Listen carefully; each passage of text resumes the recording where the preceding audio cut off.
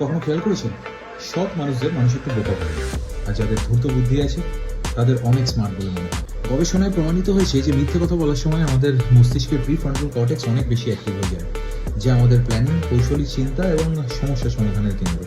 তাই যারা মিথ্যে কথা বলে তারা একই সঙ্গে সত্যি, মিথ্যা এবং অন্যকে কি করে বিশ্বাস করানো যায় এই তিনটে জিনিস একসাথে ম্যানেজ দিতে পারে, সেই জন্য তাদের স্মার্ট বলে মনে হয়। তাহলে সমস্যাটা কোথায়? এর একটা দাম আছে।